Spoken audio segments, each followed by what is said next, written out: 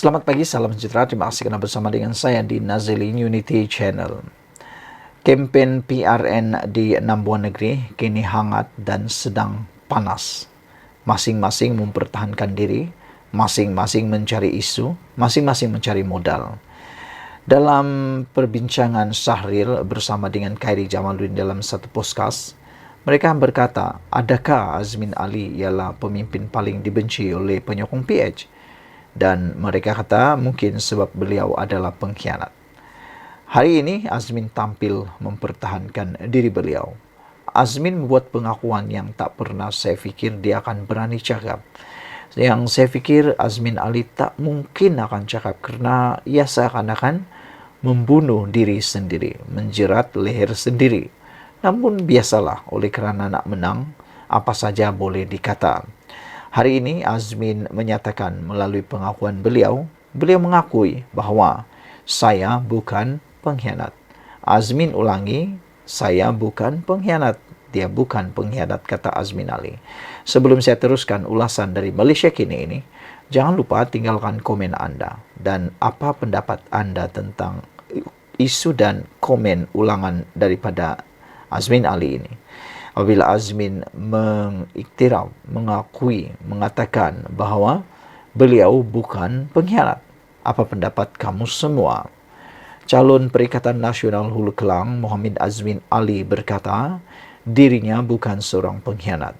Sebaliknya, kata Azmin, pengkhianat sebenar ialah orang yang berjanji untuk menurunkan harga petrol tetapi tidak melakukannya.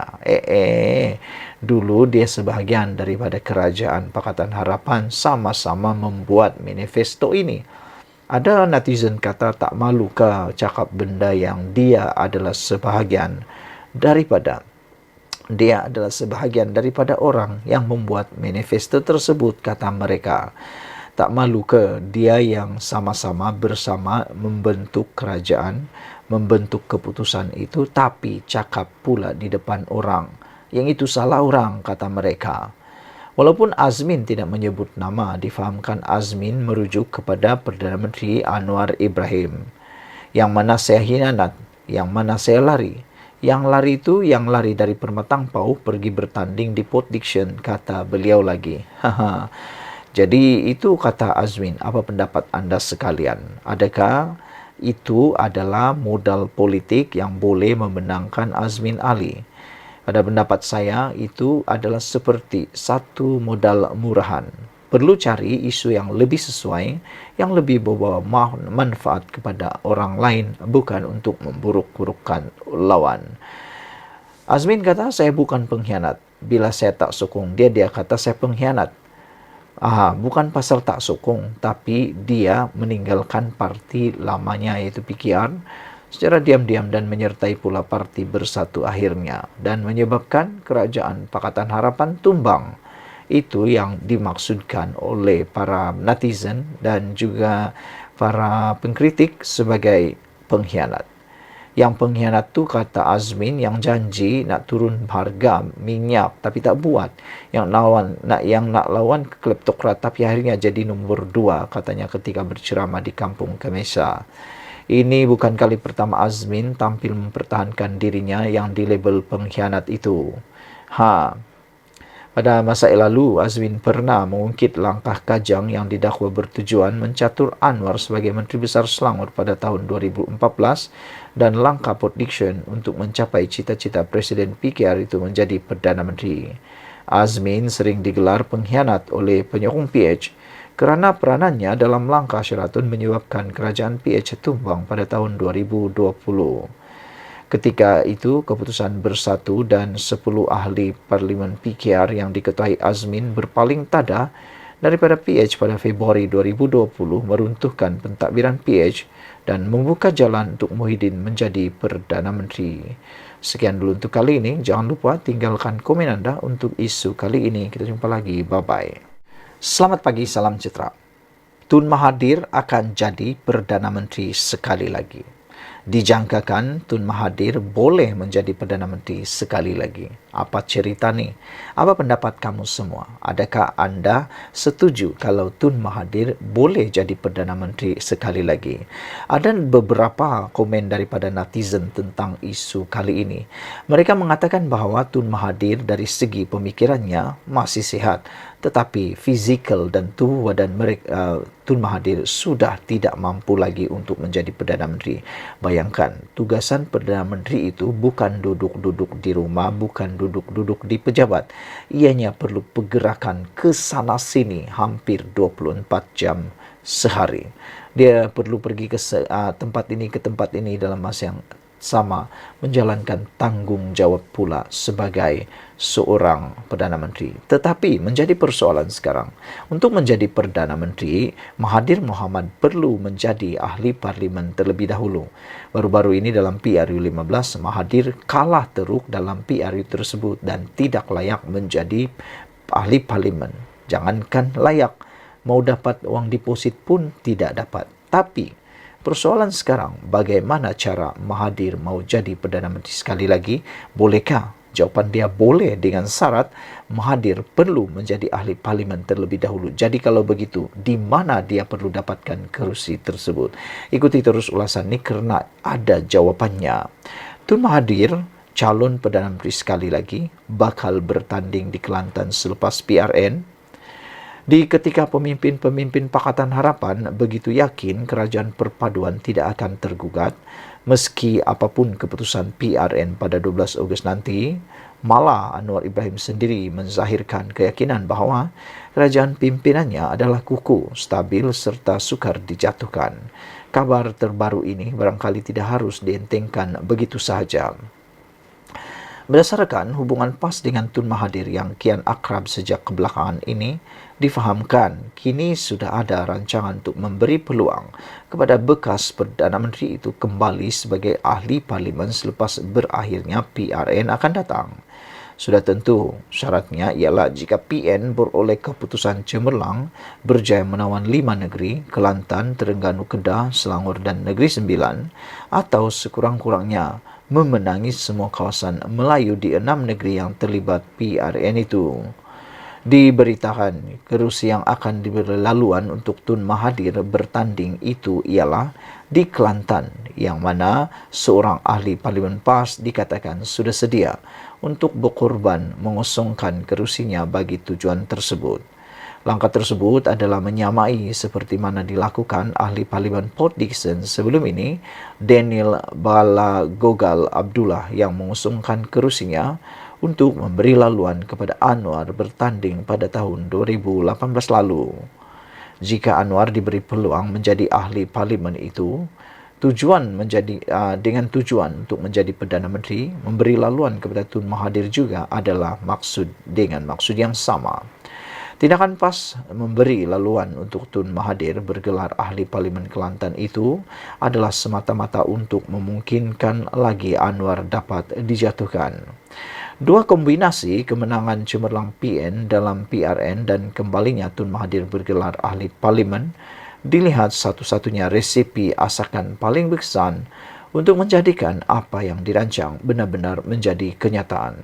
Dalam hal ini, kesediaan PAS memberi laluan kepada Tun Mahathir bertanding di Kelantan difahamkan juga bukan saja sebagai perkiraan hadiah wang untuk meletakkan PAS mencipta sejarah di mana ahli parlimen parti itu akhirnya berjaya menduduki kerusi Perdana Menteri buat pertama kali, malah untuk tujuan mengangkat negeri Melayu dan Islam iaitu Kelantan dan Terengganu lebih banyak menerima limpahan pembangunan selepas itu. Selain itu, di sebalik gegak gempita yang berterusan mahu menjatuhkan kerajaan, PAS juga dikatakan menyedari bahawa PN tiada calon Perdana Menteri yang benar-benar berwibawa bagi menggantikan Anwar. Sementara Muhyiddin tergolong dalam kluster mahkamah dan tidak sesuai diangkat sekali lagi sebagai Perdana Menteri, Hamzah Zainuddin selaku Ketua Pembangkang pula dianggap belum cukup merit untuk menduduki kerusi Perdana Menteri dalam keadaan politik yang amat mencabar ketika ini. PAS melihat hanya Tun Mahathir yang sesuai dalam menerajui gerakan menumbangkan Anwar dan seterusnya mengambil alih kerusi Perdana Menteri serta menerajui negara Selain bekas Perdana Menteri, 2 kali itu juga dipercaya mampu menarik sokongan sebagian ahli Parlimen UMNO BN yang kemudian dipercaya akan diikuti sokongan daripada Sabah dan Sarawak akan menyusul. Apapun, penentuannya ialah pada keputusan PRN 12 Ogos ini. Di zahir mata, memang Kerajaan Anwar ternampak kukuh, sukar diguat serta memiliki sokongan majoriti 2/3. Malah Ketua Menteri Sabah dan Sarawak juga dilihat kerap bersamanya. Cuma, Anwar jangan sekali leka serta sentiasalah berhati-hati, kerana pujangga juga kerap meninggalkan kesan. Adalah biasa dalam politik, kawan dan musuh boleh menukar kiblat sokongan mereka sesingkat 2 minit sekali. Sekian dulu untuk kali ini. Jangan lupa tinggalkan komen Anda, tekan butang subscribe. Kita jumpa lagi. Bye-bye. Selamat pagi, salam sejahtera. Terima kasih karena bersama dengan saya di Nazilin Unity Channel. Ini yang terjadi pada kempen PRN di hari yang kedua. Disangkakan bahawa kerajaan akan diserang habis-habisan. Disangkakan kerajaan akan kehabisan idea. Namun demikian, yang berlaku bukanlah seperti yang dijangka. Namun yang berlaku ialah kerajaan pula makin hari makin mendapat rentak mereka. Kerajaan perpaduan pula makin hari makin mendapat apa yang dikatakan sebagai modal untuk menang. Manakala pihak pembangkang pula kelihatan semakin tercari-cari di manakah rentak untuk mendapat kemenangan dan apakah isu yang boleh digunakan untuk menyerang kerajaan perpaduan. Hari ini, satu lagi senjata yang telah memenangkan, yang bakal memenangkan kerajaan perpaduan apabila diumumkan melalui mymetro.com, pendapatan isi rumah naik ke 2.4%. Ada yang kata kerajaan perpaduan pimpinan Anwar Ibrahim ini lemah, tapi rupa-rupanya yang terjadi di luar daripada yang dijangkakan. Diberitakan hari ini pendapatan isi rumah naik 2.4%. Apa buktinya ini? Apakah maksud laporan ini? Laporan ini menunjukkan bahawa ianya adalah sesuatu perkara yang amat positif untuk seluruh rakyat Malaysia dan adalah pencapaian yang hebat, yang amat hebat yang dipimpin oleh Perdana Menteri kita Anwar Ibrahim. Pendapatan purata isi rumah Malaysia meningkat 2.4% kepada RM8,479 tahun lalu berbanding 7,185 pada tahun 2021. Dengan 4 negeri melepasi paras nasional, demikian menurut Jabatan Perangkaan Malaysia. Dalam laporan survei pendapatan dan perbelanjaan isi rumah 2022, DOSM mendedahkan pendapatan purata isi rumah di Putrajaya adalah tertinggi dengan RM13,473, diikuti Kuala Lumpur RM13,325, Selangor RM12,233 dan Johor RM8,517 tahun lalu. Namun, Selangor mencatatkan kadar pertumbuhan tahunan tertinggi bagi pendapatan purata, iaitu sebanyak 4.1% berbanding RM10,827, manakala Labuan merekodkan kemerosotan pendapatan isi rumah kasar bulanan purata dengan pengurangan 0.3%, iaitu RM8,319 pada tahun 2019 kepada 8,250 pada tahun ini. Ketua Perangkaan Datuk Seri Dr. Muhammad Uzir Mahidin berkata, laporan terbabit turut menyatakan pendapatan isi rumah boleh guna purata meningkat 1.7%, iaitu RM7,111 berbanding 2019, iaitu RM6,764. Manakala pendapatan isi rumah boleh guna penengah bulanan juga meningkat 1.9% menjadi atau RM5,413 daripada RM5,116 2019. Dari segi ukuran purata, pendapatan isi rumah boleh diukur ini adalah merangkumi 83,9% daripada jumlah pendapatan isi rumah kasar. Nilai pendapatan itu mengambil kira purata saiz isi rumah sebanyak 3,8 orang dengan purata 1,8 orang penerima pendapatan. Pendapatan isi rumah itu merangkumi pendapatan daripada pendapatan bergaji, bekerja sendiri pendapatan serta pelaburan dan pindahan semasa diterima.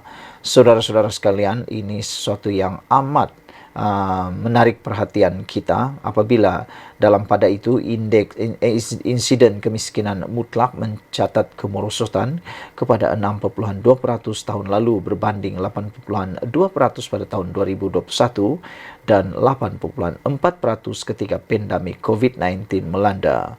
Muhammad Uzir berkata bilangan isi rumah miskin Tegar yang berpendapatan di bawah RM1.198 pula menurun kepada 0,2% berbanding 0,4% pada tahun 2019. Insiden kemiskinan mutlak pada tahun 2022 membabitkan anggaran 487.576 isi rumah. Insiden kemiskinan di bandar meningkat daripada 3,9% pada tahun 2019 kepada 4,5% pada tahun 2022, manakala bagi kawasan di luar bandar pula mencatatkan penurunan daripada 12,4% kepada 12,0% dalam tempoh yang sama, katanya lagi. Sekian dulu untuk kali ini. Jangan lupa tinggalkan komen Anda, tekan butang subscribe. Kita jumpa lagi. Bye-bye. Selamat pagi, salam sejahtera. Terima kasih kerana bersama dengan saya di Nazilin Unity Channel. Masih lagi dalam siri pendedahan untuk Sanusi menentang Saifuddin Nasution Ismail dalam isu berkaitan REE, perlombongan nadir bumi secara haram di Kedah. Saifuddin hari ini menyatakan dia anggap peluru besar walhal peluru kapur meriam bulu saja, kata Saifuddin. Alusta Menteri Dalam Negeri Datuk Seri Saifuddin Nasution Ismail menjelaskan lawatannya ke Langkawi Jumaat lalu adalah atas urusan rasmi bagi mendengar taklimat daripada agensi keselamatan. Katanya, sebagai anggota pentadbiran kerajaan yang menjaga portfolio keselamatan, beliau perlu diiringi sejumlah pegawai keselamatan dan perlu menginap di hotel bersamanya. Berikutan itu, beliau mempertikai bagaimana borang tempahan yang dibuat agensi di bawah Kementerian Dalam Negeri KDN di sebuah hotel milik Kerajaan Negeri Kedah boleh bocor dan diperoleh Menteri Besar Datuk Sanusi Mak Noor. Kunjungan rasmi saya ke Langkawi bersama Ketua Polis Negeri untuk diberikan taklimat oleh Ketua Polis Daerah mengenai persiapan Ibu Pejabat Daerah IPD Langkawi menguruskan hari penamaan calon. Sudah tentu saya pergi atas urusan rasmi sebagai Menteri Dalam Negeri. Bila saya bergerak sebagai Menteri, saya diiringi beberapa pegawai keselamatan. Kalau saya memilih menginap di sana, sudah tentu mereka pegawai keselamatan disediakan bilik. Kebetulan hotel yang saya pergi milik Kerajaan Negeri Kedah. Jadi borang tempahan bilik saya bocor. Kita maklum pada hotel apabila saya dan Ketua Polis Negeri menginap di situ, ia bukan berkaitan Saifuddin sahaja. Kerana saya adalah anggota pentadbiran yang memegang portfolio keselamatan, katanya pada sidang media di Pejabat PKR Kedah hari ini. Saifuddin berkata, tidak timbul isu beliau menyalahguna agensi kerajaan untuk berkempen pada pilihan raya negeri seperti yang didakwa Muhammad Sanusi semalam. Katanya, beliau turut kesal dengan tindakan memuat naik dokumen tempahan yang dibuat Kementerian Dalam Negeri di laman sosial Muhammad Sanusi sehingga menimbulkan pelbagai reaksi. Kalau hotel dengan mudah membocorkan borang tempahan, tak bagus untuk perniagaan hotel itu. Masa depan nanti jika ada orang menteri besar tak setuju atau tak suka, pihak hotel akan terus bagi dokumen begitu saja. Itu menunjukkan betapa lemahnya isu tata kelola. Bukan saja Menteri Besar, tapi termasuk anak syarikat kerajaan negeri yang ada hotel tak faham etika, kata beliau lagi. Kerana itu, Menteri Besar terus letak dokumen di Facebook dia dan anggap ini peluru besar, walhal peluru kapur, meriam bulu, kata beliau. Tindakan meletakkan dokumen itu dianggap mungkin dirasakan oleh admin Facebook Sanusi, dirasakan mungkin boleh menyerang Saifuddin Nasution, tetapi sebaliknya Saifuddin Nasution berjaya menggunakan isu itu untuk menembak semula hotel, pengurusan hotel dan juga Sanusi. Apa yang digunakan oleh Sanusi akhirnya menjadi peluru kembali semula kepada beliau. Pertama, bagaimana hotel itu boleh membocorkan maklumat, dan ini pasti akan menimbulkan kerugian kepada hotel itu sendiri. Tak terfikirkah oleh Sanusi bahawa hotel tersebut kini dalam masalah yang besar kerana tindakan membocorkan maklumat pelanggan adalah menyalahi undang-undang, dan ia pasti boleh menyebabkan kalau nak disaman, boleh disaman. Jadi adakah Sanusi terfikir itu? Yang seterusnya ialah itu menunjukkan juga kelemahan tata kelola Sanusi, kata Saifuddin lagi. Menurut Saifuddin, bila tempahan dibuat agensi di bawah saya, dianggap menyalahgunakan, sedangkan selain taklimat polis, saya juga diberikan taklimat Jabatan Immigration supaya kunjungan saya menjadi lebih produktif, katanya. Semalam, Muhammad Sanusi mendedahkan dokumen tempahan 15 bilik di sebuah hotel dipercayai di Kuah dengan bayaran dibuat Jabatan Immigration Malaysia. Sekian dulu untuk kali ini. Jangan lupa tinggalkan komen anda, tekan butang subscribe. Kita jumpa lagi. Bye-bye.